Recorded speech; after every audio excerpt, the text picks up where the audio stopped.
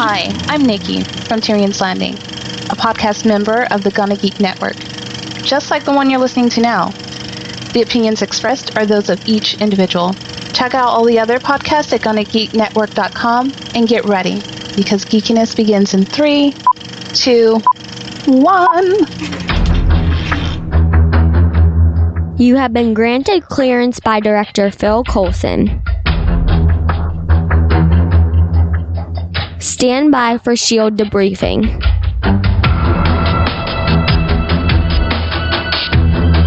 All information to be discussed here is classified and may only be discussed among agents granted clearance by the S.H.I.E.L.D. Director. Now it's time for your scheduled debriefing. I'm Agent Stargate Pioneer. I'm Agent Haley.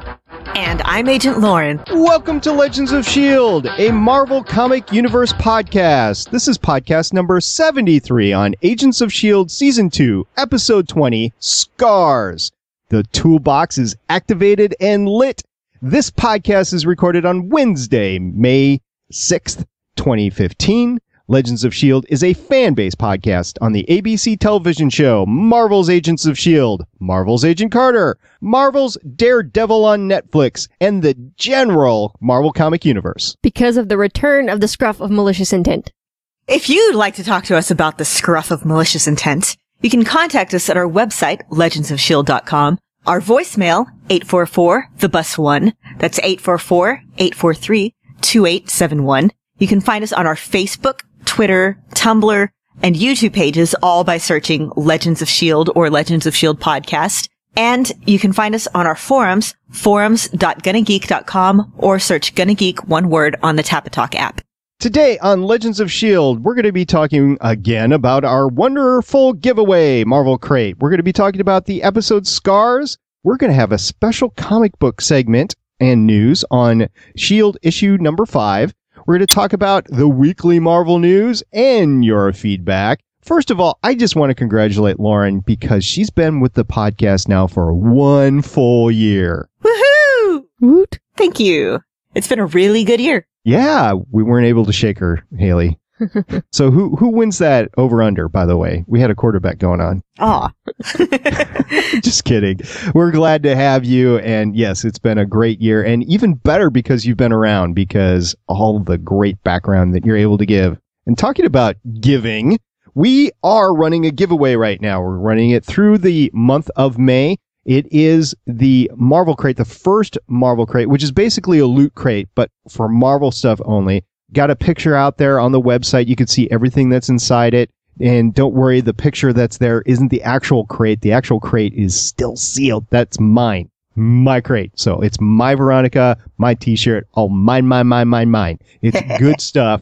Now, in order to win it, you need to go to our iTunes page and give us a funny 5-star iTunes review. And then you have to tell us that. You have to tell us that you actually wrote the review. Otherwise, we're not going to know who it is. So tweet us, Facebook us, email us. I don't care. Get a hold of us. Tell us that you've actually done the iTunes review, and we will equate that review with you. We'll enter you in the giveaway. And on May 27th, we will announce the winner of the Marvel Crate. So good luck. Okay. We did have it. You know, this is the penultimate, I guess, and it's the second to last time I'm going to say this, so I need to say it really good. We had a great episode this week. Woohoo! Woohoo! And we had a lot of actual experienced talent on it. It was directed by Bobby Roth, this is his 5th Agents of S.H.I.E.L.D. episode.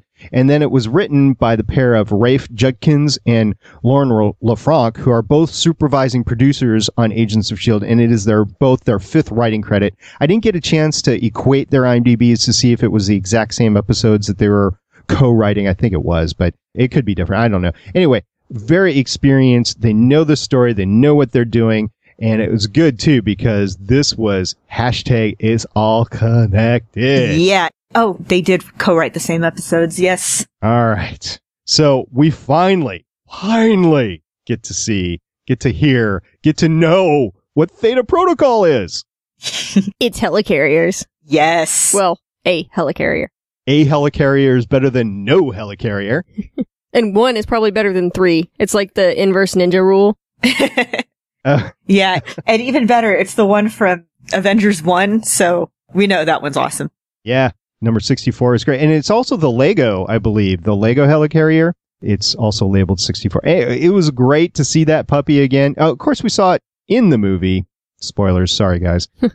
Avengers Age of Ultron. Kind of hard not to equate them. It wasn't as strong as a connection as Winter Soldier was last year, but it was still a connection because everything that we were doing all year long in Agents of S.H.I.E.L.D. literally led up to the first scene of Avengers Age of Ultron and all the way to the end when Fury shows up with his dramatic entrance. It was all... Okay, so I don't know if you've all heard it or not, but we did say during our Avengers cast, where did Fury get the crew for the helicarrier? He got it from Coulson. Yes. Yep. Bunch of K-Nigs. We didn't see them. I guess that would be why they needed all the bunk beds. They needed somewhere for them to stay. Yeah, well, I always have to scratch my head on that because if you got a frickin' helicarrier in the dry dock, you would think you'd be able to sleep on board, but I guess not. I don't know. Maybe the bunk bed area was a little smashed up from the last time the helicarrier got attacked. Helicarrier. Helicarrier. Helicarrier. I just have my... Too many H's. Right now I'm like the inverse Nightwing. You're not Wing. I'm adding H's where they don't belong. Yeah, that's Wing. Well, he does that too. Okay. But they probably took all the bunk beds that were still in good shape and put them on the new helicarriers, and now they needed new bunk beds for the old helicarrier. Yeah, okay. Well, I don't care. We had a helicarrier. It's great. And maybe these are new and improved bunk beds. I'm still convinced that the Iliad is a helicarrier, although they keep on calling it a boat, but I don't know. I don't think it is. It's going to get sunk anyway, especially with what's in the cargo hold. It's going to happen. It might get exploded. Well, yeah, explode. It could get exploded. And then sunk. I mean, yeah. Burn down, fall over, fell into the swamp. Because they're cool enough to have an awesome underground base and a boat. At the beginning. And Coulson was starting to get the band back together with the board, the oversight board. May has issues right now. Just a little bit. Which May are you talking about? You're talking about the Agent 33 May? No, I'm talking about Melinda May. Okay. Both of them have issues. Well, yeah, they both have issues. Melinda May's maybe slightly less dangerous than Kara 33 May. Yeah, less malicious intent. Richard in the chat said he just don't trust May. I trust her, but I think that right now her issues are coming into play. There's that rift between her and Coulson. Okay, so this is where I feel about May this episode. I was discussing it with my husband earlier. Right now, she feels hurt. She feels betrayed by Coulson because they were supposed to be close. And this is like the second time that there's been this secret between them. The first time really was when she was keeping the secret from him, when she was keeping the eye on him at Fury's behest. And this time it's Coulson keeping a secret from her. And it's like, I thought I could trust you, all this stuff. And also, there's the issue with her and Sky. You know, we've been joking about Mama May and all that. But really, Sky said it herself. This is the closest that she's had to family in a while. And we saw that May, after her issue with kids and all that. She did not take well to that conversation. Yeah, I think she's a little jealous that Sky has a new mother figure. And this one's actually her biological mother. Because you see when she's like, I hope she's everything that you thought she would be. Yeah. And she just walks away. That was biting. That was a knife to the gut. That was very biting. Yeah. Ooh. I got chills. I actually backed that up. I was like, oh, no, she didn't. Oh, yeah, she did. Yes, I didn't get chills, but I got sad because May and Sky were getting so close. Yeah, well, a lot of people are getting close and they get wedged apart. Nothing good happens to people that get close in this show. Nothing good happens on board 616, and we don't have it anymore. Oh. I want my bus back. I miss my plane. I do. I miss it too. Aww. I don't care that only bad stuff happened there. Did you see Agent Sam Koenig's bed sheets? Yes, I'm jealous. Star Wars. Also, all the robot references, they are trolling us. They are trolling us hard. They are. Definitely. Well, there was Call of Duty in there. And the badges. The chest of holding. He has so many badges. It's like a badge for every mood. Oh, take this triangle one. It fits the new moniker better or whatever. I don't know. Or the new logo better. I guess. Whatever. Well, did you see his socks too? His socks are fantastic. Yeah, with all the robots. Yeah. They're all robots, all of his socks. Just many different kinds with robots on them. And then the song that was playing, I forget what it is, but it has robot in the title. And apparently they have a sister. There's a girl Koenig. Yeah. I did not see that. Mhm. And there's a little post-it note that said, call your sister on his mirror. Oh, I saw the post-it. I didn't see what it said. Somebody on Twitter was like, what do you want to bet? It's going to be Patton Oswalt in a wig. I hope I don't so. want to see that. I want to see that. I don't want to see this anymore. Oh, wow. This is the first time I've seen Patton on screen since the penultimate episode of Justified, which he did okay over there, but he was rocking over here. This is his home. He is so meant for this role. It's awesome. Well, he's a comic book nerd. Of course he does well on comic book shows. Well, I mean, it's kind of funny because absolutely everybody that we've heard panels of so far this year, when they're asked, so if you could be part of anything else other than the Marvel universe, what would you do? And to a T, they all say, oh, Star Wars. Put me in Star Wars. And you know Sam wants to be in Star Wars. They all do. And I hope he eventually gets it, but we'll see. Just let him be a voice in Star Wars. That would be amazing. Oh, that'd be awesome. Like an alien or a robot? Doesn't matter. A ship. Although I could hear him as a droid. Yeah. Like a protocol droid. He could be the new voice of the Millennium Falcon. No, that doesn't fit. Well, I tried. And he likes Sky magazines. They'll never go out of business. Yeah, they'll never go out of business. I'm rolling my eyes, but that doesn't come across in an audio medium. Yeah, right. You gotta say I'm rolling my eyes. And then Theta Protocol, you're gonna have to write that down for me. I'm not gonna remember. Right, Coulson, whatever. All right. So we finally figure out what the frack is in the hold of the Iliad. It's an Inhuman Slayer. It's a Kree stone. Is that what that is? An Inhuman Slayer? I don't know what it's really called, but it's what it is. Yeah, pretty angry. It turns squishy in the presence of Inhumans, I guess. Does it? I wonder what it does. Do you think it like washes over them and removes their powers and turns them to stone? Ooh. Oh, I was wondering if it just took away their powers. Maybe it kills them. I don't know. I'm wondering if it does say the opposite. Okay, what the Diviner does to humans, I wonder if this does to Inhumans. That's a good question because the Kree... I bet we find out. Yeah. The Kree are trying to kill everybody. On a meta note, I'm betting that we'll find out with Reyna because the actress got cast on Preacher. Yeah. Right. There you go. Well, and also the stone reminded me a lot about the CGI of Graviton, whatever it is. Yeah. You know, and I honestly thought it might be that at the beginning, but no, it was just the stone, Kree stone. They made a point to decipher between the two. So Graviton is still out there, and I wonder if they're going to bring him. And the Freeze kid, he's out there too. There's lots of people. Well, that kid's at the bottom of the ocean. Well, he's getting He'll pop better up eventually. Yeah. Yeah. All right. So we haven't talked about Ward yet and Agent 33. What the heck? Okay. Those two together are so creepy. I know, just every time he says baby or anything like that, I threw up in my mouth a little bit. Yeah, exactly. So I'm wondering, do you think that it was hearing that Bobby used to have dark hair when she was undercover with Hydra that made her realize that maybe Bobby was the one that led the assault on her safe house? I thought that she asked Simmons about it because she remembered already, and she wanted to see if Simmons was involved as well. Well, at the beginning of the year, we have to go all the way back there. Bobby did mention, well, it wasn't the actual beginning, it was a few episodes in. Bobby did mention that she had done things that she was not proud of. Right. She had to maintain her cover. Yeah. So I think we're seeing that come back to roost, and it's not pleasant, and I'm very worried for her.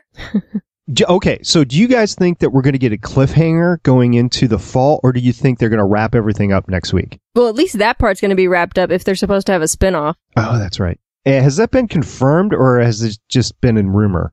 I thought it had just been in rumor. Yeah, nothing has been officially confirmed yet. Okay. Fingers crossed for Kamala Khan. Come on. Do it. Do it. Do it. I can't say either they wrap it up and bring back Mac and Hunter and everything's forgiven, but there's some sort of dark secret there still. Or we get the cliffhanger and Bobby's in their clutches all summer long until we get back in the fall. So Adam in the chat mentioned that the spinoff could be in the Agent Carter time slot next year. It could, but I think they are still going to bring back Agent Carter next year. Everywhere that I look, everywhere that I read about that says that they assume that Agent Carter is going to be back. Doesn't mean that it is, because it's definitely not confirmed, but we'll see. Yeah, it's not confirmed, but everything that I heard out of Emerald City Comic Con was saying that it's looking very likely that they're going to renew it. Right. So I have a question. I'm a little bit sleep deprived. Imagine that. I'm a little sleep deprived. And for those you the guy that does 1 billion podcasts? No. He doesn't do that many. No, it's 500 million. Anyway, a little bit sleep deprived, but I was wondering how the heck could they track Gordon? What happened there? I didn't understand that. Okay, so they did explain it. The first time I'm like, how did they get there? And this time when I was watching, Weaver said that they were able to duplicate the tech that Hydra used to track Gordon down. So it's the whole quantum entanglement doesn't work that way, but we'll pretend it does for the purpose of the TV show. Oh, does this get back to when Bakshi and List were getting back together and they were mentioning that? Oh, okay. Yeah. All right. Yeah. They're able to track quantum things that don't actually exist. Science-y, Science, yeah.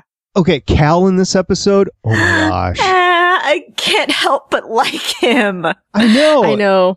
He's like totally a bad character, but it's like, oh, I want to see you more on screen. I know, it's... Yeah.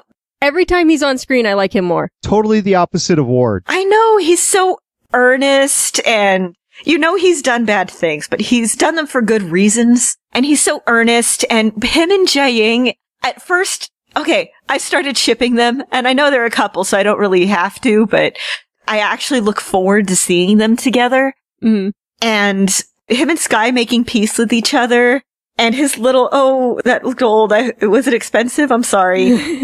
His little tantrums and then immediately apologizing, and he's really trying not to be a terrible person, but he can't really help it.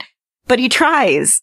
And that's the opposite of Ward, who has the sociopath charming. If you've ever read any sociopath tests or anything, there's one characteristic. It's like a surface charming. It's only on the surface. And that's kind of what I see from Ward. Everything's right there on the surface, and it's a little creepy.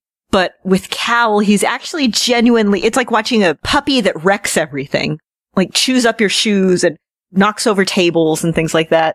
Mm-hmm. When did he get the vials? From his office. Right, but I thought he left them. I assume that he had a little to-go bag that he brought with him. I didn't never see him. Well, I guess. Well, I think the idea is that he grabbed them in the chaos of what was going down, and nobody saw it. You weren't supposed to know that he had them. Okay. So he had them, he took it with him, and I didn't understand why he was taking them with him into S.H.I.E.L.D. custody. Because he drank them. He took them. Oh, I didn't see they were empty? They were empty. I did see they were almost empty, and I was wondering why he brought... I was like, why I thought there was more of there in there. Why did he bring almost okay, that makes more sense if he drank it right before. I'm pretty sure it's a master plan. Like, he's going to be inside and he's going to start smashing things up when Jiaying's people attack. Oh. Oh my God. Do you think that he concocted what Jiaying did with Gonzalez together, or did she do it on her own? I think it was her idea, but he probably knew. Especially after he told her about the index, and then she was like, okay, no, I can't allow this. And when she was like, my people wouldn't follow me into a war, he said, I would. And I think that gave her the idea. So I think he is kind of the fail-safe of, if she meets with Rodriguez and with Gonzalez, sorry, and if everything seems like it's going the way that they fear it will, that he insists on the indexing thing.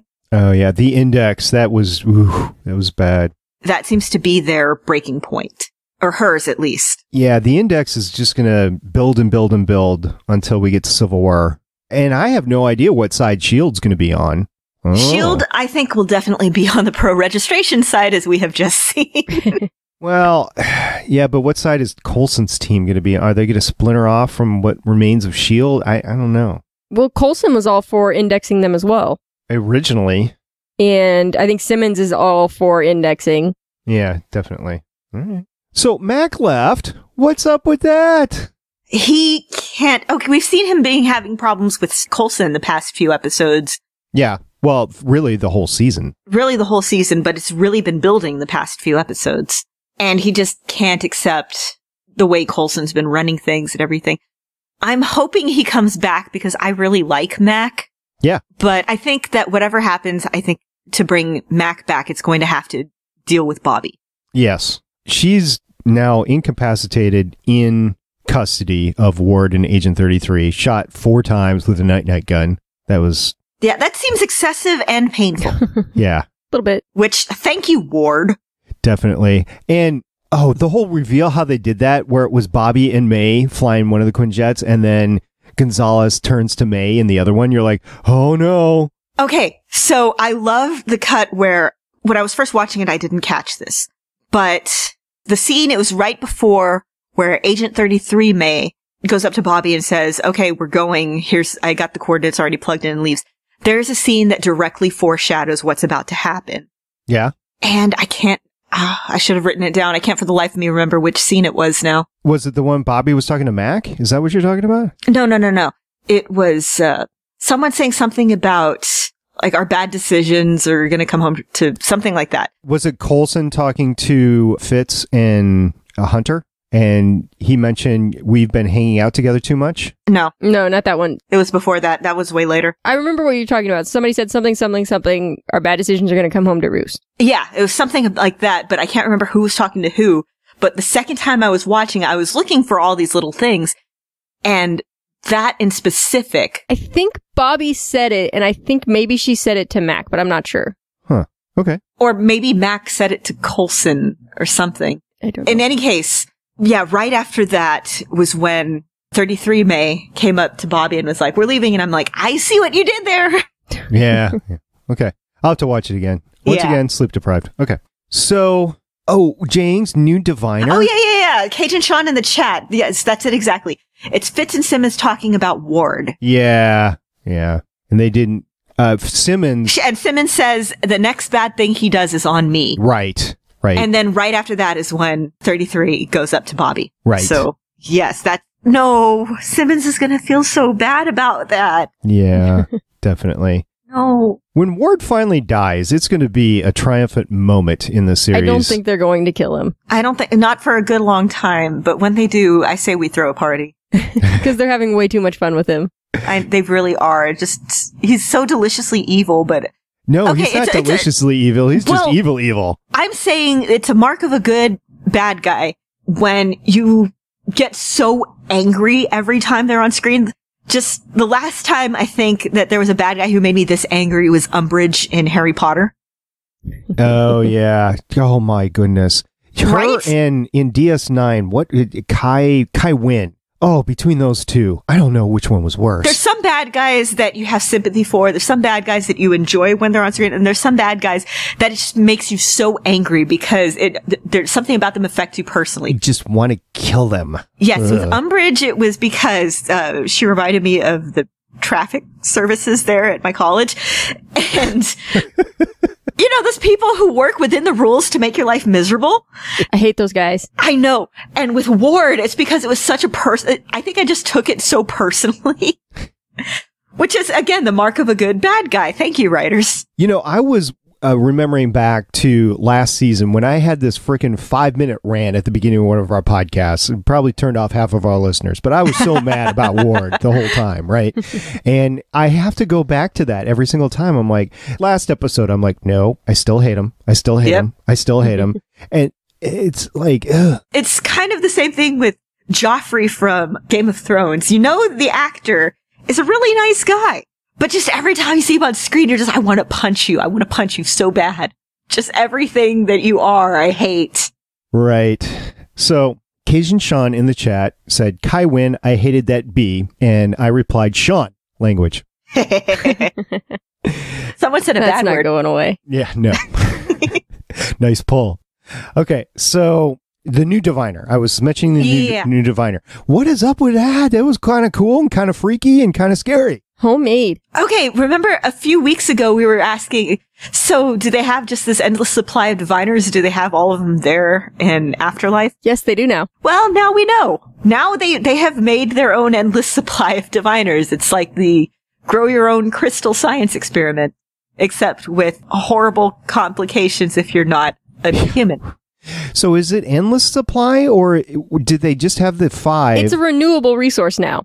Yeah, they only have the 5. So they figured out a way to grow their own crystals from it. Oh. But maybe it takes some length of time, which is why they're so selective about who they allow to go through the mist. Yeah. And once you use one of those, it's a one and done? Yeah, since she smashed it. I see. Well, and Edward James Olmos, it's kind of hard to totally like him. It was great seeing him on the screen, and R.I.P. It was because you never knew what his motives were exactly. Never. You wanted to trust him because he's Admiral Adama, but at the same time, because he's sort of opposed to Coulson, you just didn't know. And then with here, the first time I was watching it, I was so convinced that he was there to try and do something nefarious to the Inhumans. I thought so too. I was so convinced that in that little box. Especially when Weaver was like, here's your insurance policy. Yes, I was so convinced that it was some sort of tracking device, it was some sort of weapon, something like that. I definitely thought it was a weapon, even after he gave it to her and they were explaining what it was. Yeah, I thought that it had some sort of device built into it that they'd managed to... There still might be, by the way. It might be a tracking device or something, and she's gonna take it. Yeah. Well, yeah. Okay, so I didn't say this last week, even though I was thinking it, and I wish I had. For a while, I've been thinking, maybe Jia-Ying is not so pure and innocent, not completely trustworthy. Yeah. We've said that before, though. Well, because, we've been going from the beginning of the season, like, Cal's the monster. Why would Jia-Ying ever have been with him? Because she seems so good and stuff. And, like, the more we get to know them, Cal is not such a bad guy. And Jia-Ying... Cal's not such a bad guy. And Jia-Ying's kind of messed up after what happened to her with Hydra. Right. And this, you see how this has really affected her. She's so terrified of what happened to her, happening to her daughter, that she's willing to fire the first shot. Right. And it seemed like she still had feelings towards Cal, too. Yeah, she really did. And that made me so, I was tearing up. But they both knew that it would never happen for them to get together. They were just in that remembrance, yes, I still care about you sort of thing. And we have this daughter in common, and we have to do everything possible to protect her and save her and that sort of thing. So it's kind of funny. Everybody's working for Sky's best interest, but nobody's agreeing on what Sky's best interest is. Yeah, she's 26 years old. Why don't you just ask her? Well, at 26 years old, would you? Well, never mind. Hey. You guys are 26. It changes in the next 15 years. Trust me. All right. So. Things cost more. Get off my lawn. Stop messing with my podcast mixer dials. You dork. Just a bit. Yeah. But yeah, we finally see Jia-Ying's dark side come out, and that was cool and scary. Oh, frightening. Absolutely. We got some cool things in this episode relatively early, and then it kind of went into a lull, and then it was just like, all the way along, and it's like, okay, so we have 2 hours left, and I'm hoping that they do great things with those 2 hours. When's the last time we had a 2-hour episode, by the way? Was it the pilot, or did we have another one last year? No, the pilot was only 1 hour. Oh, that's right. Do we ever have a 2-hour, or is this the first one? I don't think so. Oh.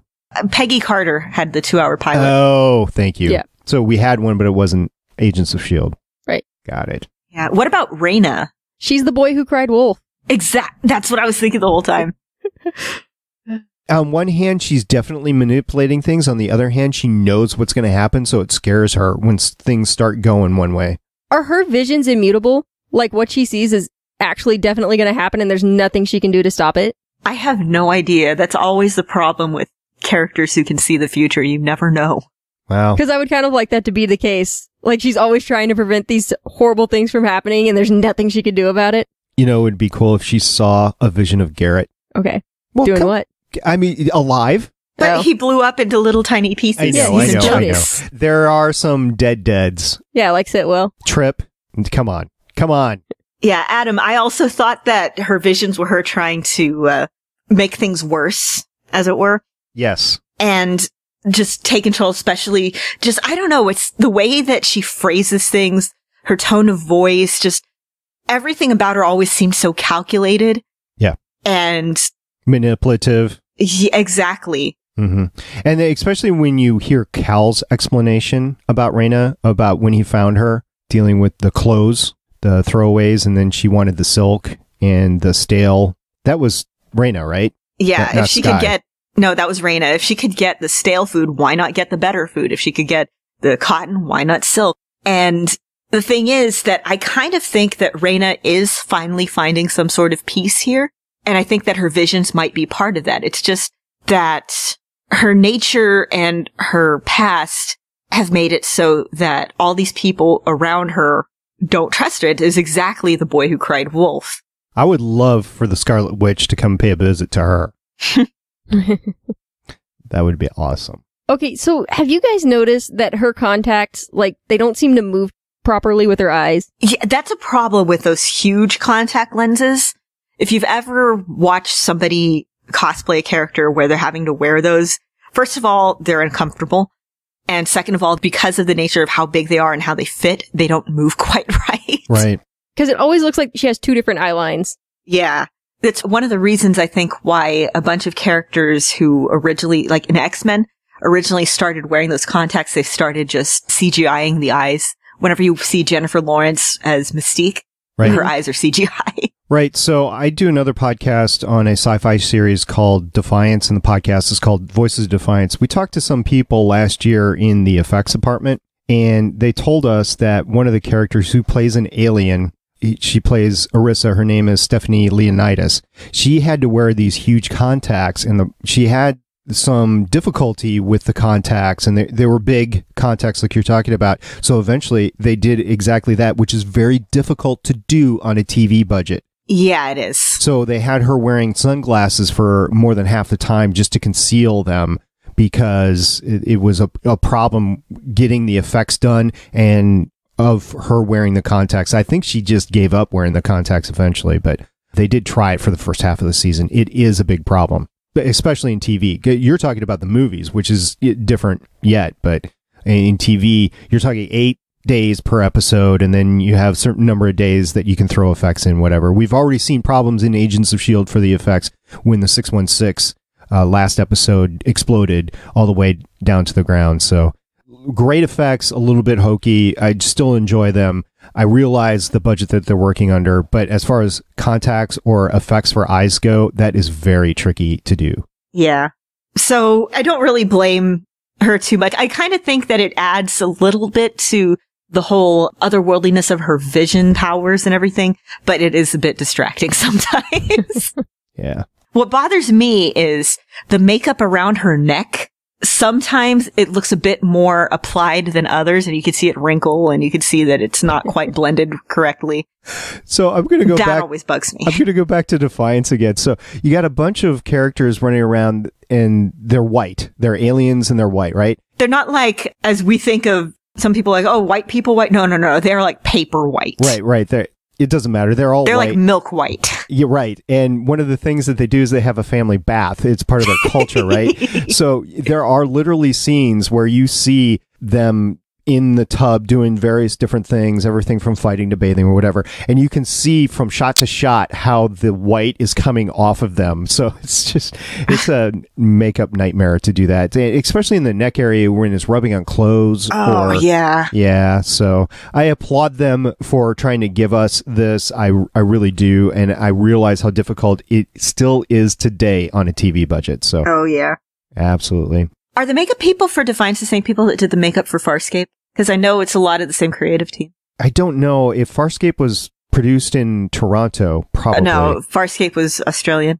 Okay, so no. Okay. Defiance. Anyway. Yeah, Defiance is in Toronto, and they're filming right now. By the way, June 12th. Actually, they might have finished. I need to catch up. Yes, you do.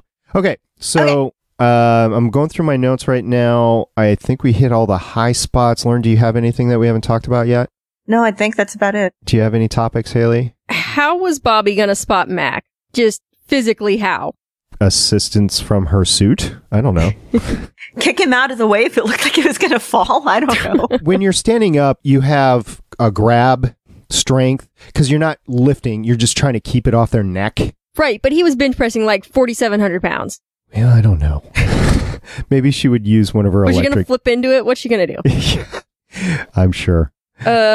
There was one line between May and Coulson that we kind of talked about. I was married to him, and I worked with you. Right. And the implication being that is not a distinction in their relationship anymore. Belinda. Right. He's still on tap to come back for an episode, right? So we're definitely going to see him Andrew. We're going to see him next week, right? I hope so. Yeah. I don't know. I think he is. Just maybe to wrap this storyline up and see where it goes. And over under on us getting a Coulson and May kiss next week. Oh. I don't think it's going to happen. I would like to see it, but I don't think it's going to happen. I think we might get some other scene that implies a level of intimacy between them, but I don't think we're going to get a kiss. I'm going to hold out hope. Yeah, I'm no. It's not going to happen. They're going to string everybody along at least until next year. That would be an excellent mid-season finale next year. Yeah, I'm still going to hold out hope. Yeah. Did we mention that Sky called Jia-Ying mom in this episode? Yes, and it was when she really, really wanted something, so it was a little bit manipulative, but it made me very happy. I think it made Jia-Ying very happy as well. Yes. For a little bit. Until she shot herself. Dang. Took one for the team. Well, it took 2 for the team right there. 3. Yeah. 3. No, okay. It's 2. No, there was 2, and then I guess there was the third one that you heard from the outside. You're right. Mm-hmm. All right. I don't think I have anything. Do you have anything else, Haley, besides the quotes? Do you have any quotes? I do have a couple quotes. Okay. Well, I'm out. I'm looking to see if I've got... Oh, when Gonzalez went in and they said we needed someone objective, and I thought we needed someone expendable. Then May says that she can't be objective. So do you think that means that she can't be objective when it comes to powered people, or do you think that it means that she's too close to Sky? Both. Well, because we just had the conversation about how she and Jia-Ying had this shared history that she wasn't aware of before. But of course, that's going to be affecting her in that meeting. And then we also just had the conversation where they say that Coulson can't be objective where it comes to Sky. Right. Right. So yeah, I'm hoping it means that May can't be objective when it comes to Sky because she's like, you're like my daughter. I'm all about the family feels this episode, okay? Okay, so you know what's going to happen is Sky's going to be like, my parents really are monsters. And May and Phil are going to be like, we still love you. You could be our baby. That's what's going to happen. And then they kiss. Family hug. Jia-Ying and Coulson? No, Jia-Ying and Coulson. Oh. I was just clarifying. Oh, okay. Keep Who's your going ship to kiss? straight. All Good right, grief. got it. Basically, you can sum up a lot of my reactions as and then they kiss. Except for Ward and 33. We don't need that. Really, kissing would be fine as long as they quit talking to each other, because that's creepier. Or just to talk to people. No more talking, Ward. No talking. All right. No kissing. No touching. No touching. Stop touching me. All right, Haley, shoot. I don't remember the quote, but Hartley and Hunter drank all of Billy's beer. Yeah. Yes. Coulson said that. Yeah, or not Coulson. Koenig said that. Yep. This way we'll have a cool underground base and a boat. Yeah. Can't say no to that. Yeah. Are they people? Ooh. That made me sad. Yeah. I know. Inhumans. They said the thing. They said the thing. They said the thing. I miss my plane. Yes. Oh, I'm going to miss it for a while. I'm sorry. That looked very old. Was it old? I can't hate Cal. And now the whole time I'm thinking, well, it's not going to matter because Raina's had these visions of these Quinjets coming in and firing up the place. So I thought it was all going to be wrecked anyway. So I'm like, okay, whatever. Yeah, just smash it all up. Stress relief. It'll be fine. Yep. Something terrible is going to happen unless you do what I say. Right. Something terrible is going to happen anyway. It's a good show. It's a Wheaton show at the end of the second season. It got good. That's what happened. It's about digging in, doing the work. Yep. Got to do it. Do not take psychology advice from Ward. It's just bad idea. Bad I like idea. that he thinks that he's an expert on the subject. He is a very good agent. You got to admit that. But after he killed his family and, that's the work that he was talking about and stuff, I'm like, no. Yeah, his idea of work is that she's going to literally start digging into Bobby and torture her to death. When is she going to wake up? When they stop shooting her with the icer.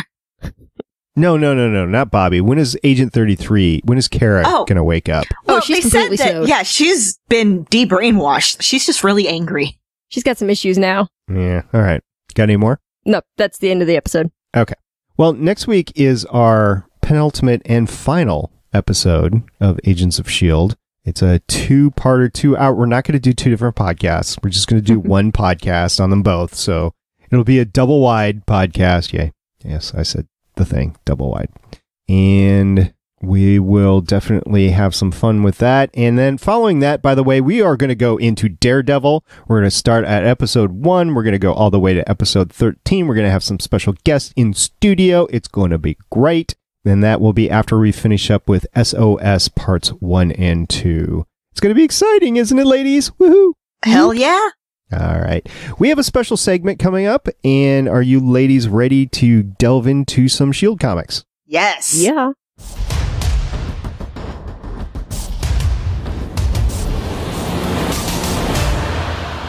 All right, so S.H.I.E.L.D. has been a comic book that started, and we've been talking back and forth with Adam quite a bit about S.H.I.E.L.D. In particular, I actually subscribe to it on Comixology. I haven't had a chance to read the latest issue number 5. So Adam actually got himself a microphone. Yes, this is the same Adam that's been on the podcast. It's the Adam we talk about that's in chat. And he got himself a microphone, and he recorded a little thing for us. So you ladies ready to hear his thoughts on S.H.I.E.L.D. number 5? Yep.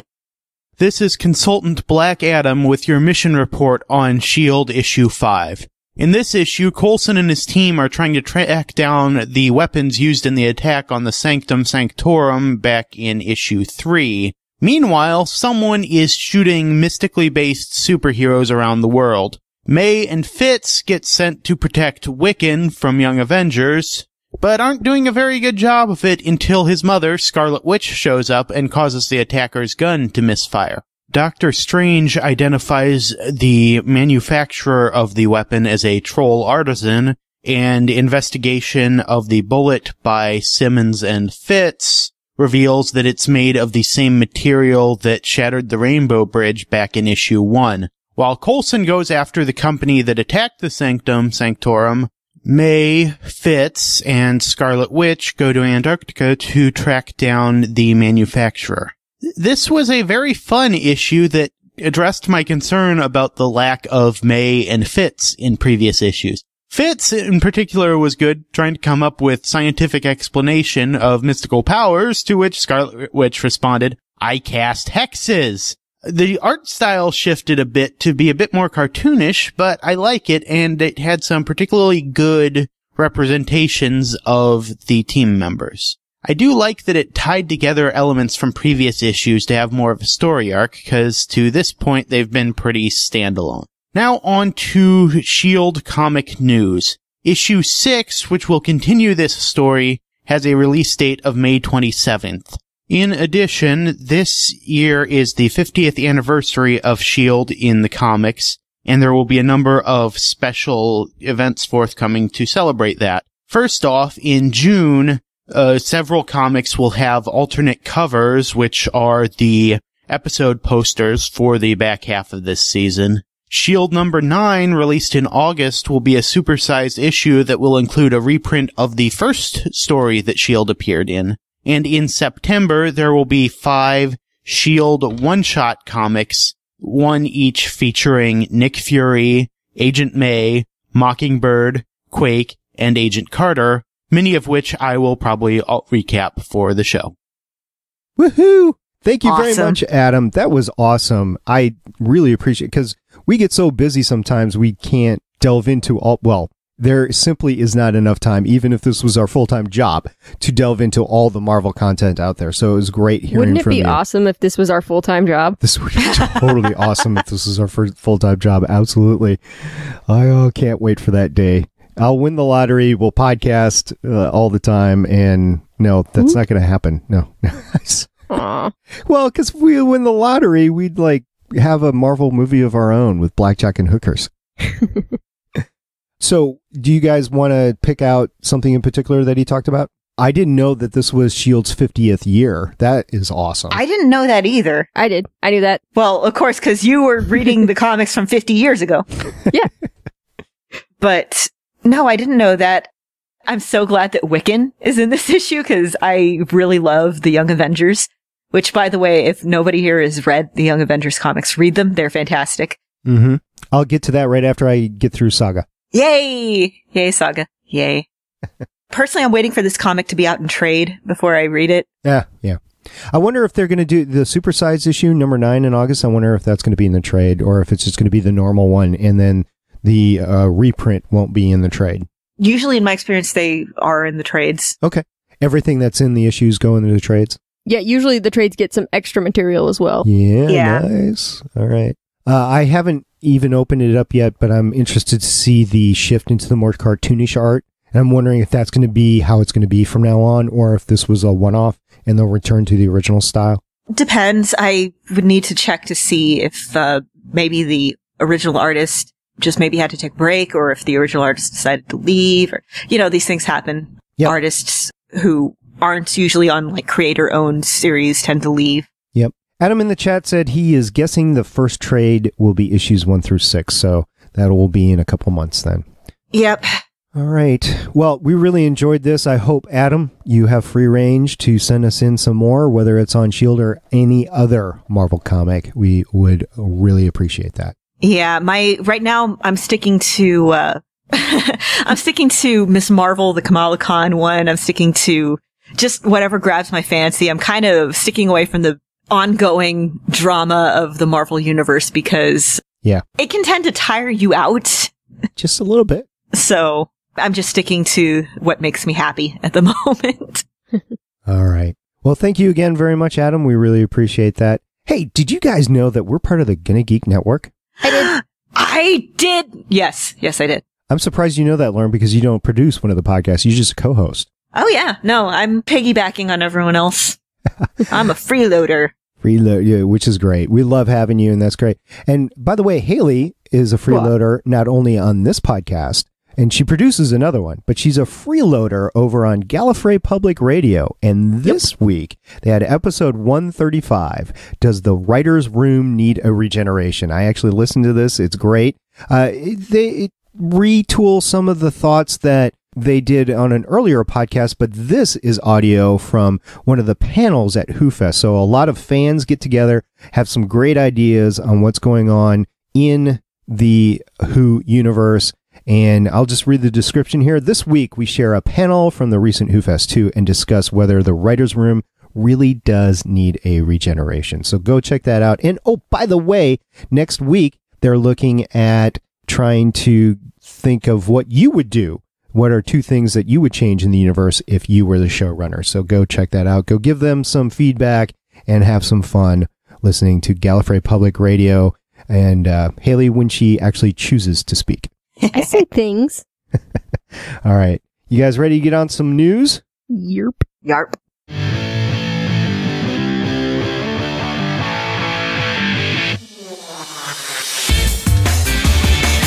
Woohoo!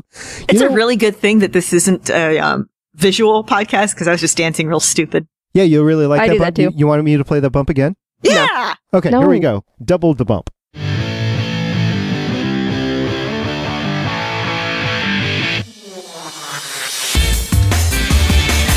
That's totally not going to go in the final version. Anyway, so this week we have a lot of news, but as we start off our news every week, we have ratings. Haley, what do you got for this week? This week, we're right where we've been pretty much this entire half season. 4.45 million viewers live plus same day. Well, I expected a little bit of a bump, but we'll see next week. Huh? We'll hold out hope. We'll get a big 5 or 6 rating for the double episode. That'll be awesome. That'd be awesome. So a few weeks ago, we had a little episode, just a small episode called Melinda. Woot. And it was about Melinda May, and it's just terrible and good all at the same time. But we got the live plus 7-day ratings for that week, as we usually do. It's 3 weeks later. They were the #1 watched podcast over the 7 days when you consider the percentage increase. Woo! So they won that week at 67%. They were followed by The Following, who also had 67%, but by decimal points, S.H.I.E.L.D. won. And then also a little brand new comedy, The Last Man on Earth, got 63%. So that's all good. So they ended up bringing up their 3.91 rating to 6.758. And they were 21st overall in the top 25 shows. And if you think about it, you think primetime there's 3 main networks and then 1/2 a network. The Fox only does 2 hours of show a night. So you figure And you got CW. Is CW counted in the network ratings, though, or are they counted in the cable ratings? In a lot of places, they're network. Okay. Well, so that's what, 1, 2, 3, 4 full networks and then a half network. So that's 5 nights a week. So one network show would have 15 shows, and you multiply that by 4. That gets you to 45. So basically, S.H.I.E.L.D. is still above the top half of all the shows out there. That's what I was getting to. Top half, top third, depending on how many shows are considered overall. So that's still good. I mean, it's still up there, still in the moneymaker slot. So that's good. Right? I talked too much again, didn't I? You guys need to stop me. Dang. Okay. We were talking numbers. We didn't want to interrupt. Rocket scientists with numbers. Leave me alone. Okay.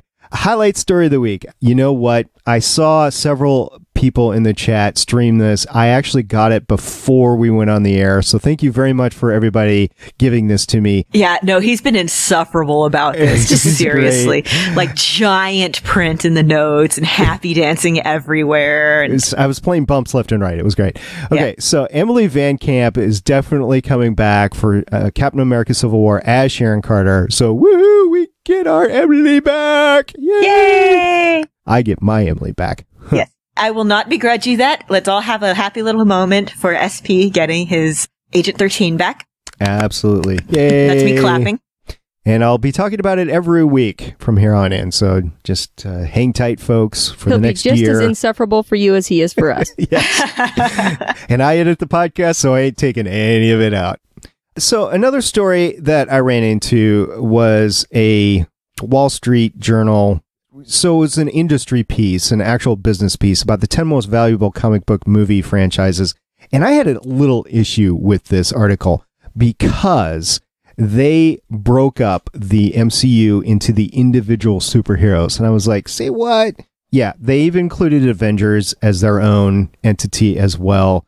And I was like, I'm sorry, you can't do this because the MCU is king. And actually, the next article, which I think was in response to the first article, it was done by comicbook.com. They went out and they scoured Wikipedia, all the research. And they scoured Wikipedia and they came up with the top 5 franchises in movie history. Marvel Cinematic Universe is number 1 with the release of the latest movie, Avengers Age of Ultron, followed by Harry Potter, James Bond, Middle Earth, which I guess is Lord of the Rings and The Hobbit. Lord of the Rings and The Hobbit, yeah. Yeah, and then Star Wars, which will be climbing up the rungs as of December. So, yay! Yeah, can't wait. It's going to be great. So anyway, there you go. And go ahead and link to that comicbook.com article and you will see all the numbers. It is great. So Lauren, what do you have for us? All right. So there was a bit of a kerfuffle earlier this week in that Joss Whedon quit Twitter.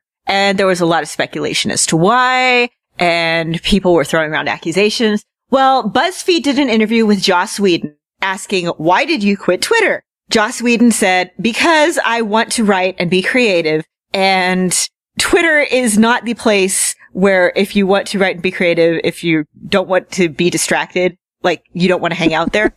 Which Squirrel. as somebody who tries to write and do creative stuff, yeah, social media is not the place to hang around if you want to just kind of, you have to be very disciplined. And I'm not somebody who has however many thousands, millions, whatever of followers. So I can completely understand why people would just take a step back and be like, okay, no, I gotta concentrate. I gotta do this stuff. Simon Pegg quit Twitter to go write Star Trek, and people quit Twitter all the time for various reasons. And yeah, okay, people are mean on Twitter. Yes, this is a problem. But in this case, it was because he wants to go write, and people are very loud and distracting on the internet. So that's what people straight from the horse's mouth. All right. So I talked There's only so many times you can look at cat pictures to distract and be like, okay, no, I really need to write. Let me look at another page of cat pictures. There's also that cute video of the dog wrapping his blanket around himself and putting himself to bed. It's adorable. And then there's a YouTube channel where this family rescued a weasel named Ozzy the Least Weasel. And I love watching. Okay. Yeah. See, this is what the internet does to you. Okay. So Marvel. So Marvel. Okay. An exclusive interview. Clark Gregg talks about how the S.H.I.E.L.D. show, Agents of S.H.I.E.L.D., is going to ramp up as they move into Civil War, because I don't think you're going to be able to divest the two at all. You're going to have stuff going on. You're going to talk about the index. You're going to talk about registering people left and right. So it's just going to happen, especially with all the Inhumans going on as well.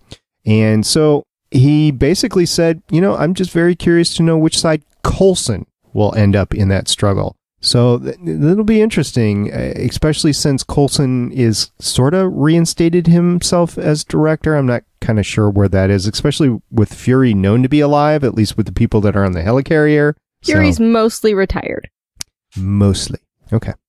So you got that going on. Also, you have a little article by our major TV producers, Bell, Whedon, Techeron, and Jeff Loeb. And they're all talking about what's going on in the Agents of S.H.I.E.L.D. universe. And basically, they were talking about the crossover to start out with. And they said, this year was a little bit different because it's not like our villain is the same villain as in the film. So you had that going on. And they do have a plan for when Coulson will be announced to the Avengers. They just don't reveal what that plan is or when it's going to be or anything. They were very tight-lipped about that, but they said, yes, he will be revealed, and there is a plan for that. We're just not going to tell you when, where, or whatever. Again, the Marvel snipers are waiting. And those are the Marvel snipers that were giving the interview, so it's not like they were no. Those weren't the Marvel snipers. The Marvel snipers are waiting. The Marvel snipers are waiting in the shadows. They give the orders to the Marvel snipers. I see. Yes. So the Marvel snipers can snipe the people that give the snipers the orders. Yes. I mean, yeah, it's, everybody's watching each other's backs or something. They're washing each other's backs? I said watching. You did. Did I? You did. I? Yes. Okay. I was twisting your words. Okay. He's being insufferable again. Ah. Trying to get through this podcast. Let's go. Okay. So, by the way, we had an incredible opening weekend. We talked a little bit about it on the podcast, on the previous podcast about Avengers Age of Ultron. If you haven't heard it yet, go back, listen to it. We had a blast talking about this great movie that we had insufferably waited for so long, and it was just as good as we had hoped it was going to be. So that was all great. But so it was the number 2 opening weekend ever. Poop. We're just taking this into the poop jokes already, aren't we? Okay. You started it. I just said the number 2 weekend. Whatever. See, okay. You did it again. Did it again. I'm all for doing it again. Okay. So it was the second highest box office opening pretty much ever. So the number 1 was Avengers. The number 2 is Avengers Age of Ultron. Joss Whedon has number 1 and 2. He is all fat, dumb, happy, and he's leaving to write. So yay, be successful and then go reinvent yourself and your stories. So that's all cool. So we have a bunch of other stories about Avengers. I'm not going to go through them all. We're kind of Avengers out. Okay, real quick. Never mind. We got it quick. Just real quick. About we talked about this briefly on our Age of Ultron cast about how there are 2 in the Marvel Universe Infinity Gauntlets. There's the one in Odin's Vault. Yes. And then there's the one in the end credits, sort of mid credits, whatever, of Age of Ultron. So Slash Film has screenshots of both of them. And we were joking, hey, maybe one's right and one's left. Yes. Yes. The one in Odin's Vault is the right hand one, and the one that Thanos has is the left hand one. Awesome. I'm glad we picked that out. I am, because it was a question. I mean, like, okay, is Thanos going to be wearing 2 gauntlets? I guess he could. I guess he could, and then wouldn't that be awful for the entire universe? I think it's going to be awful for the universe if he has 1. With the gems. I mean, we saw him with the 1. Okay, never mind. I'm sorry, I'm laughing at the chat. If your number 2 is referred to as Infinity War, see a doctor. Thank you, Haley. You're welcome. Here for the poop jokes, guys. Yeah, Crimson Comet coming to represent. All right. So anyway, go ahead, slip through all the Avengers stories in the show notes and have fun with that. I don't think there's too much more that we could really say about that. There's a couple about the explanations for the endings, whatever. I think we actually covered most of that in our previous podcast. Yeah. So Stan Lee has definitely come out and said, I am going to have a cameo in Ant-Man. So yay. Yay. I am shocked by this news. Shocked. Not that shocked. Oh, the dude's getting older, so you never know. Dude, you shut your mouth. Well, I'm not saying that he's not. I'm just saying. Okay. We'll just leave that lie. Okay. Oh, but dude, these Avengers razors are pretty awesome. Okay, I need to look at them. Sorry, I got distracted by something that was shiny. Squirrel. Ooh. Okay. Wow. Okay, if they actually had lightning and lasers and stuff like that, those would be the best razors ever. Mm-hmm. I don't need a razor. Coming soon, maybe. What, girls don't have to shave? Only guy razors? Jeez. No. I was just saying I don't need one right now because I have a beard. I trim it, but, still a beard. What did you call it last time? It wasn't the beard, it was a trimmed... The scruff of malicious intent? No, yeah, but it was a good one. A trimmed beard? Yeah. Well kept? Yes. Well kept. But it was like a hero. Anyway. So, Martin Freeman will be in Captain America Civil War. Yes. Yeah, well, didn't they say... Oh, never mind. I said that. Because, Benedict Cumberbatch is going to be in... Doctor He's Strange. going to be Doctor Strange. I said it would be great if Martin Freeman was going to be Baron Mordo. Uh-huh. Well, And, so we've had Benedict Cumberbatch as Doctor Strange. We're Yep. getting Martin Freeman. And we had Richard Armitage, Thor and Oakenshield in Yep. Cap 1. Yep. So let's just get all the cast members of The Hobbit in on this. And we Why can get not? all the cast members of Star Wars in on this. And it'll just be one big geek cross-pollination. I mean, the Marvel Cinematic Universe is big enough for everyone, right? if Well, not, they Disney have sure to use is. everyone. To fill all the roles, they have to cast everyone. So, Literally everyone. who are you going to Like, cast? we're getting a call next week. Who are you going to cast as for Momoa? What's his role going to be? Oh, whoever he wants. Man Namor. candy. Namor, always wanders around wearing little man panties. So let's cast him as that. Yeah. Yeah, All right. that'll work. He could be fine. the king of the ocean in both universes. It'll be fantastic. Hey, ladies, I have some news. What? I have some great news. You were asking about it. X-Men Rogue Cut arrives this summer. Yay! July 14th. Yay! I'm going to own this, finally. Oh, hell yes. Now, you know what's going to happen. They're going to have 10 different cuts from 10 different stores. So you're going to have to buy it 5, 6, 7 times to Nope, get all the I'm content. buying it once. If I were going to buy it a bunch of times, I would have already bought it. Yep. Just give me that rogue cut. That's what I've been a waiting different for. article I read said it was coming out in theaters and that the Blu-ray was going to be even later. But the article you linked to said it's coming out on Blu-ray and DVD on that date. So, I don't know. I don't know. I don't think it's true. I don't think it's coming out in theaters again. Okay. Yeah, it just could be a limited release. just give me my Blu-ray and let me be happy. I've been I waiting know. for this for a while. I mean, watch it in the privacy of my own home. So I don't have to deal As with Crom kids. intended. So I don't have to deal with kids And tall crying. people. A tall guy sat Kier. down in front of me Kier. in Ultron, and it was not Kier, it was a bigger guy. And I was like, dude, I have Dude. moved. I have moved, and I did. I had to move over a seat. when hate I that. went to go see the last, what was the Katniss? What's that? Hunger Games. Mockingjay. Hunger Games. It was not the latest one. It was the one before that. Catching Fire. Catching fire. It was Catching Fire. So I was on a hockey trip with my son, and we were in a different city. We ended up going to this theater that I was fearing for my life, actually being in there. And I'm not kidding. I was fearing for my life, and I don't usually fear for my life anywhere because I've, got training. So we were sitting down watching this movie, and we had this elderly woman with 7 kids under 4 with her that sat down behind us. And we were like, oh my, I can't believe this. So we ended up moving eventually, but I turned around a couple of times and I just glared when they were talking left and right. I'm like, okay, I can understand. First of all, it's not appropriate. That movie was not appropriate for those kids as young as they were. But second of all, a little bit respect for other people that might be going to the movie to actually watch the movie. So I just turned around and glared, and she's like, you got a problem? And I just said, yes. And then she shut up after that. So it was all good. But anyway, the theater etiquette needs to be explained to people. See, I had left an empty chair between me and a couple because I don't want to be sat right next to a couple throughout a movie. You never know. And then the tall guy sat down right in front of me, so I had to move over into that seat. Yeah. But whatever. Yeah, whatevs. Well, you had fun. You explained at the last podcast that you had a great audience that was really engaged. Yeah. So. Well, it's the audience that goes to see the very first showing of the movie. So, of course, it was great. It was. So good. All right. So we have a little story. I've linked it in the chat already. If you haven't seen this already, there's a guy that has a 3D printer that designed, and then it was actually a few guys, but they designed and then printed out an Ultron mask. It is so cool. You need to take a look at this. Oh, wow. It is amazing. I want one. Actually, I don't want one. If I was going to You get mispronounced the word need. Actually, I have some other needs, like maybe a Halo mask or something. I don't know, but I don't know if I would. James Spader actually pulled it off, so I'm thinking, it might be good, but it's not something I never thought I would need before. But now it looks like I do. I don't know.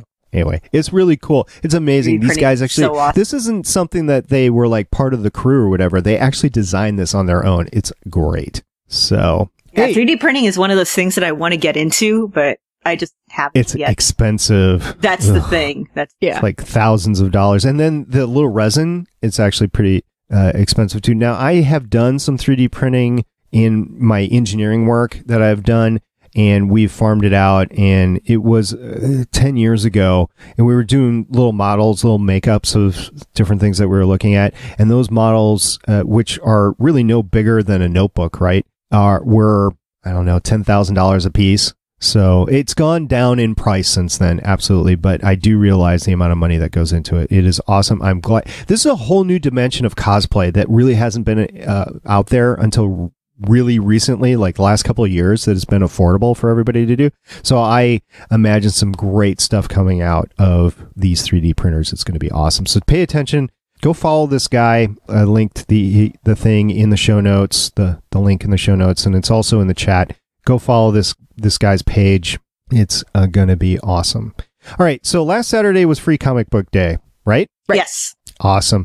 So what I want to do is any of y'all that are listening to this podcast, and I just did a boo-boo, I'm supposed to say, listener, if you've been to Free Comic Book Day, I want to hear your story. I'm talking to you. Yes, I know that you went to Free Comic Book Day, and I want to hear your story about what did you get? How crowded was the store? What was the atmosphere? Just let me know, because it is a big day that happens in May every year. And I unfortunately was busy doing other things. Couldn't get there this year. And I really want to go next year. So let me know how it is. Give us some feedback. Voicemail would be preferable at 844-THE-BUS-1. I ain't changing that number either. It's 844-843-2871. The bus Maybe the lives. bus isn't really dead. Maybe it'll get better. I hope so. What's that, Lauren? The bus lives. It lives. Viva la bus. Also, since a couple of days ago was Star Wars Day, may the 4th be with you. And hey, Revenge of the 5th was yesterday. That's true. I have put a bunch of Star Wars links, including like the world's biggest Lego Millennium Falcon and a bunch of stuff. So we're not going to talk about it. Go hit these links. They will be awesome. So I heard that we're part of a network. It's a good one. I have heard rumors of that effect too. I think it's called Gonna Geek. That sounds familiar. Yeah.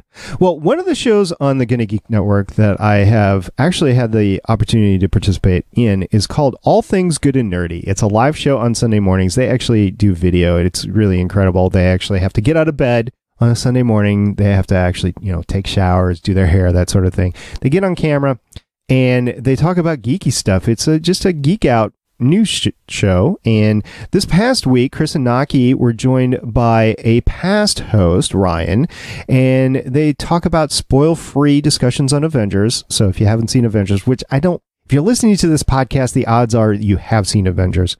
Anyway, they have a spoiler-free discussion on Avengers Age of Ultron and a rundown of all the trailers shown before the movie. Fantastic Four definitely got a lot of Ryan was set on fire basically by the Fantastic Four trailer, and not in a good way. So you go listen to that. It is great. I will warn you that it is an adult rated podcast. So there you go. All right. Are you ladies ready to get into some feedback? Yes, we are. Or I am.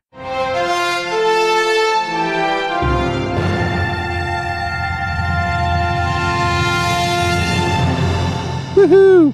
It just sounds like a Western, like you're riding really off into does. the sunset. Yeah, it does. Okay, have you ever, there's this movie right now, it's on Netflix Instant, and it's one of my favorite movies. So, it's called Cannibal the Musical, and it's by the South Park guys. Yeah. And there's this one song at the beginning, and it's kind of sung throughout the movie. It's called It's a Spadoinkle Day, and that's kind of what it sounds like to me. Okay. So on Twitter, we've received a lot of tweets. So thank you very much. Mr. Pericletes, he tweeted us and he said, hey, they're vintage. He's very proud. And what is he talking about? He's talking about Coulson collector cards. Guess what I bought? I'm actually holding them in my hand right now. I've been so proud of my toolbox. Oh my God, are they covered in blood too? Actually, so they're wrapped in a wrapper, and there's something on the wrapper, and it's kind of darkish. So I'm kind of afraid of what it really is, but I think it's pretty cool. So they're vintage in the wrapper for me, and they've got something on the wrapper. So it's really cool. I'll post a picture of this so everybody can get a chance to see it. I've been so proud of my toolbox that I have not had a chance to tell anybody that I've actually got these cards. So thank you, Mr. Toolbox, by the way, is Pericles. not a euphemism. No, I have Fury's toolbox. He gave it to me. I have it. It's engaged. It's active. I told everybody at the beginning of the podcast it's active and lit, so it's all cool. And it's probably been giving us more trouble than it's worth, this podcast, with all the technical problems. The operator up.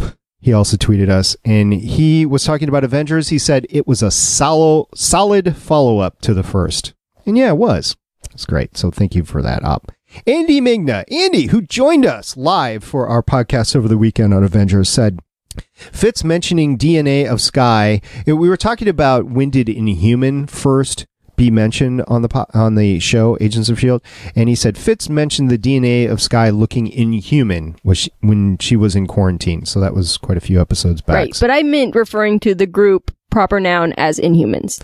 And that's okay. So who does S.H.I.E.L.D. need to know that name, or I was just wondering if the show had used it as a proper noun yet. They did in Afterlife, but right. Not outside of Afterlife. Okay. Until today. So there you go. Okay. Mr. Pericles also tweeted us this great picture, and he basically said, huh.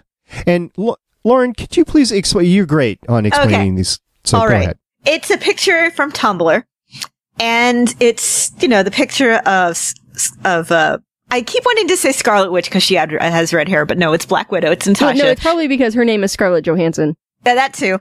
And it's the part with her and the Hulk where they're getting ready to do the lullaby. They're reaching out for each other. And then under it, it's a picture of Shrek and Princess Fiona. And someone says they want to be Shrek and Fiona so bad. And yeah, the resemblance is there.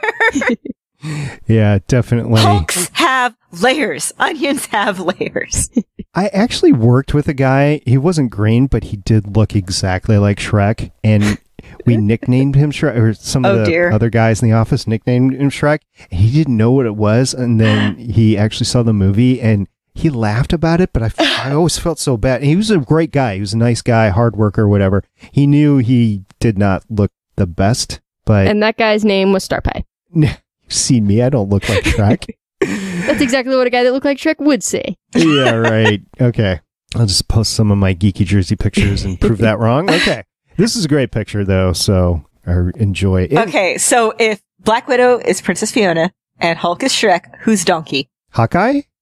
Maybe Tony Stark, because he doesn't shut up. It would have been Trip had he still been alive. No, yeah. not Trip. When they mentioned Trip at the beginning of the episode, I got so sad. They did?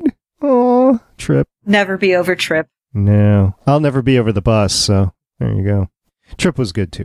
All right, Richard also tweeted us, at KodiakGWC is his Twitter handle, and he said, okay, who gets the quarter on the cast for calling this one? And I believe he was talking about Ward in that statement, and I think all three of us were saying that Ward was, and I believe this was when Steven was on the cast, and I think even him, the network owner, said that all four of us were saying that Ward was up to no good, and so I think we all get the quarter. Yeah, I think we were all convinced that he was leaving 33 there for horrible, nefarious purposes, and now we see that yes, he was. Yeah, Adam in the chat said Quicksilver was fairly donkey-like. Yes. Okay, yeah, good point. Yeah. Okay, so then who's Puss in Boots? Ooh, swordsman. Thor.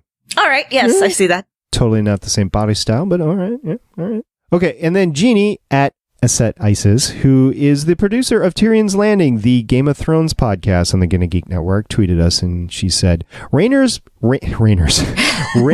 perpetual stuffy nose is hard to ignore after a while. And I'm like, well, the poor... She's got like a prosthetic shoved up there. Leave her alone. Yeah.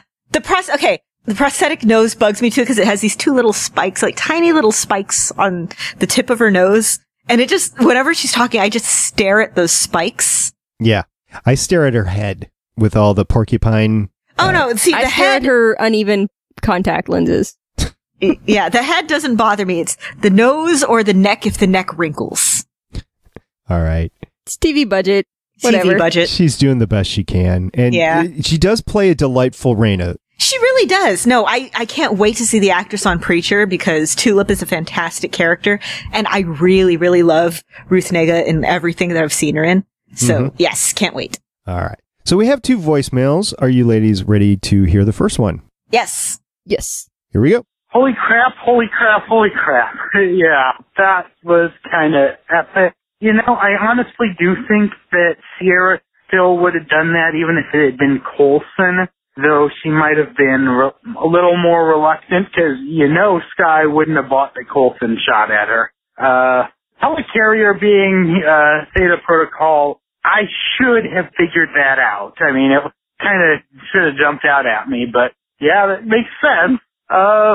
It was good to see Koenig again, but that makes me wonder even more why we didn't see him in Age of Ultron. Yeah, there's a lot going on, though I am glad that the 2-hour finale next week does not overlap with The Flash. That'll make things a lot easier. Can't wait to hear what you guys think. Talk to you later. Bye. We make things a lot easier with Haley, too. Yeah. The whole Sierra question was interesting. Would she have done it with Coulson? I think she would have, but... Whoa, done what with Coulson? I think you know. Killed him. Oh, not the fun answer. No. So, yeah, I think she would have gone... Because Jiaying, her whole purpose was to rally her... She was starting a war. Yeah. And wanted everybody on her side. So that's how she had to do it. It didn't matter if it was going to be Coulson, May. It didn't matter who was in that seat. Weaver. But because it wasn't Coulson or May, she has a chance of keeping Skye on her side until like halfway through the episode. Yep. Or halfway through the 2-hour episode, which would be a whole episode. That's what I meant. Okay. Yep. There you go. All right. Okay, I'm putting a quarter on it now. Lauren is a sobby mess next week. Oh, come on. You don't need to put a quarter on that. It's going to happen. Do you think both Simmons and Fitz are going to make it through the series? The season? Don't you dare say that! Yes, they're both going to make it, but Simmons is going full Darth Simmons. Okay. And, okay, Ward's going to make it because you guys said. Okay. Boo. I think Simmons and Fitz are going to end up on opposite sides. No more sandwich. Go ahead, Lauren. You can say. I don't think you've said it yet this episode. I haven't. Science babies. There you go. No. All right, we have one more voicemail to try to help Lauren get through this difficult time. Hey guys, Mr. Pericles again. A cool episode last night. I'm not surprised that the Theta Protocol wasn't the Avengers, but I'm glad we got to see the helicarrier show up. That was a nice little touch. I really, really want to know what that Kree artifact is and Gonzalez's holder, although I guess it's not Gonzalez's anymore. And I knew that guy was going to be in trouble when Coulson wasn't going to be going to the meeting. Man, shouldn't have done a drama like that. All right, well, can't wait to hear your next episode. Talk to you later. So what prevented the diviner homegrown crystal mist from staying in the little hut and not making it outside and affecting people outside? Does it have a radius of effectiveness or... I guess so. I think there's just a limited volume of gas and then it dissipates. I don't know. That would be my guess, I want to know what the safe distance to stand away from those things, and I want to maintain it at all times. The length of plot. Yeah. Plot requires. All right. Yep. So thank you, Adam. Thank you, for Mr. Pericles, for calling in. We really appreciate it. If you're listening to this podcast and you're thinking, Starpie really is wrong, I need to correct him, go ahead. Give me a call, 844-THE-BUS-1, 844-843-2871. Or these lovely ladies would love to hear from you as well and tell them how much they're right. So either way, it works. Or if you have science questions, or if you have anything you want to point out about the episode, or I don't know, you just want to gush over your favorite character, whatever. We don't need a reason. Or you need a shoulder to cry on after whatever happens to the science babies next week. All right, I think we need to get Lauren some happy juice. So are you ladies ready to walk this one out? Yes. Do it.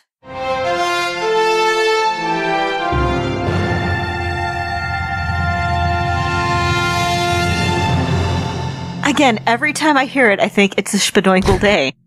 All right, how about this one?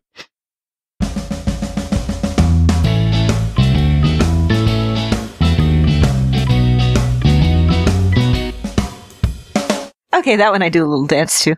So join us next week as we discuss the season finale and penultimate episodes of Agents of S.H.I.E.L.D. SOS Parts 1 and 2. We love to hear from you. We've got a gazillion different ways to get in touch with us. Our website is legendsofshield.com. We have a Facebook, Twitter, Tumblr, YouTube.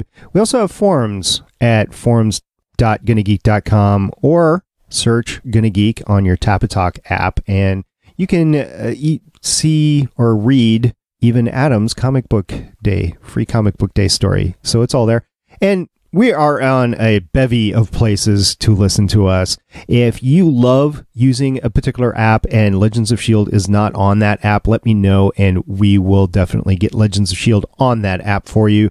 The main ones, iTunes, Stitcher, Spreaker, SoundCloud, and a bunch of other ones we have access to too. So go ahead, hit me up on that. And we love your feedback. We love hearing from you. We love you guys in the chat room. It is great. Every Wednesday, 9 p.m. Eastern, 8 p.m. Central, 7 p.m. Mountain Time, and 6 p.m. Pacific Time, we are available at gonnageek.com, and go log into Chatwing, and we would love to converse with you. It is fun talking about Marvel. I never thought it would be so much fun talking about comic books and Marvel. It is awesome. I'm a sci-fi guy. This is fun. This is lots of fun. Yeah.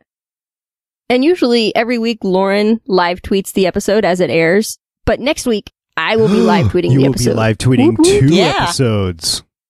2 episodes. Double live tweeting. Yeah, I am going to go watch an objectively bad movie. So, like you do. As I do. Like you do. Yes. You do this. Right.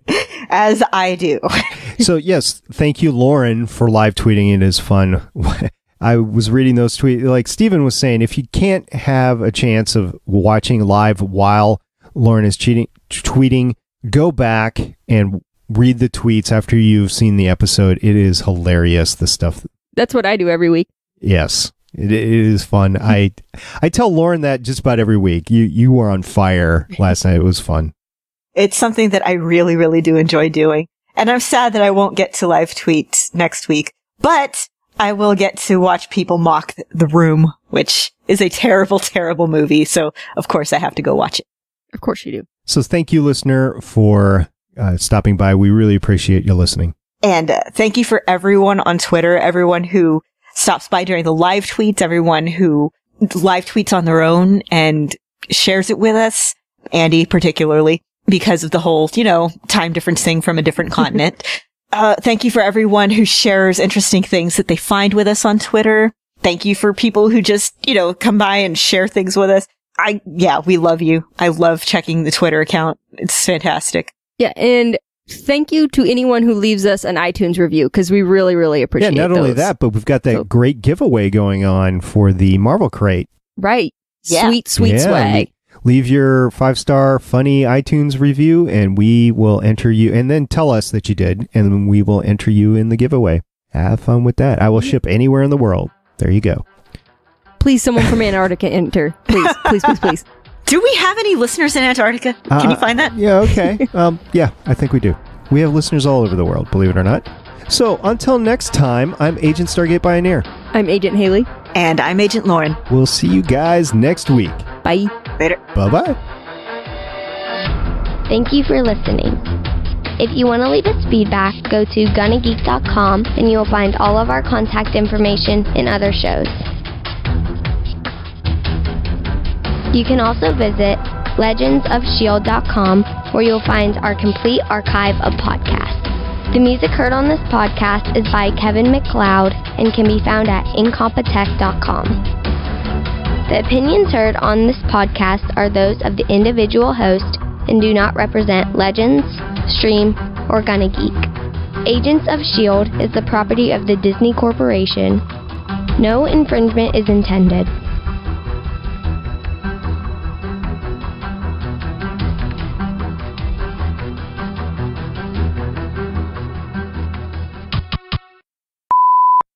And Ward, damn you. We all knew it. Oh, son of a I bitch. know, but so the Rogue Cut is out on July 14th. July 14th? Yep. Yes! That is not April. I know. Which one of you wants to take it? Now. Can we take it now? Haley, you let's get one. have. Haley can take it. It's yours. Okay, if you guys had a chance to cross the street and date one female actress from the Olivia Marvel, Wilde. Oh, sorry. From the Marvel Cinematic Universe or the Marvel Universe, who would you pick? Oh, that's a tough one. I know. Right Yeah, now, well, probably maybe. Bobby Morse. Right now, probably Haley Atwell. Cool. She looked stunning in her cameo. That was like, might be the best she's ever looked.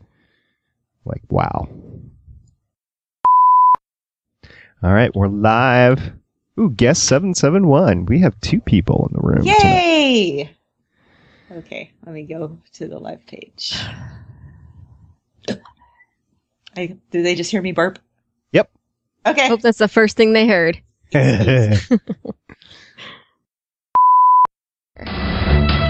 Now it's time for your scheduled debriefing. I'm Agent Stargate Pioneer. I'm Agent Haley.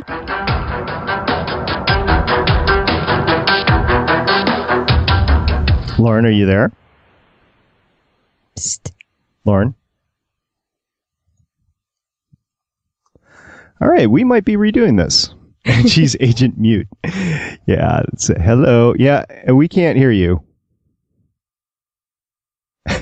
We will definitely be restarting this. Okay, restart Skype. We'll be here. Sorry, guys. Do do do.